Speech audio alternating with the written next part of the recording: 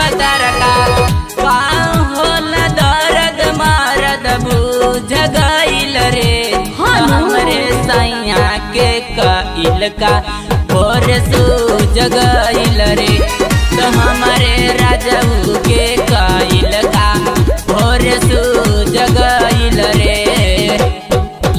बाप रे बाप अच्छा हटा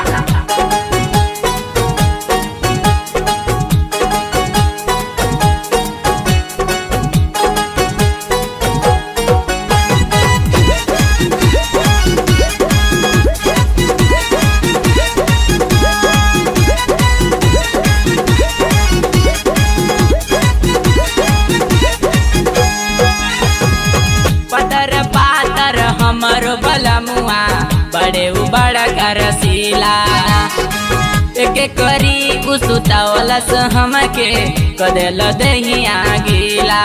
साचू का हो तो बड़ा गजब भइल। पतर पातर हमरो बलमुआ बड़े बड़ा करसीला एक करी उसुतावलस हमके कदेल दहिया गीला।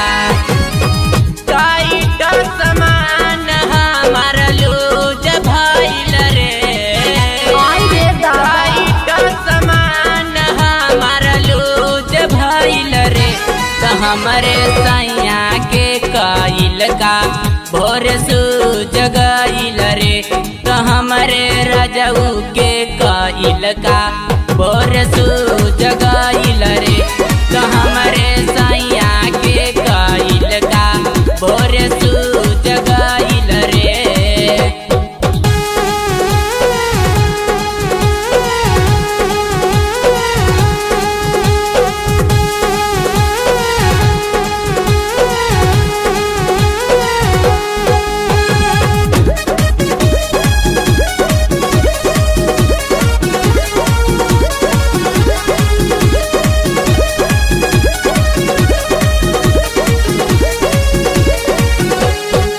पहली रतिया कुछ ना बोलनी कैले जय सिंह मन के ओठ से ओठ सटावे न दीनेश खाली टोवेला जो बन के।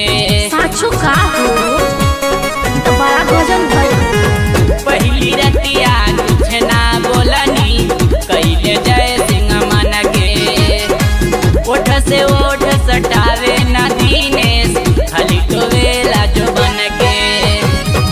दियावा खुदा के हम पे जूझ गईल रे आई रे दादा दियावा खुदा के हम पे जूझ गईल रे तो हमरे सैया के कइल का भोर सूझ गईल रे तो हमरे भतरू के कइल का भोर सूझ गईल रे तो हमरे सैया के कइल का भोर सूझ गईल रे।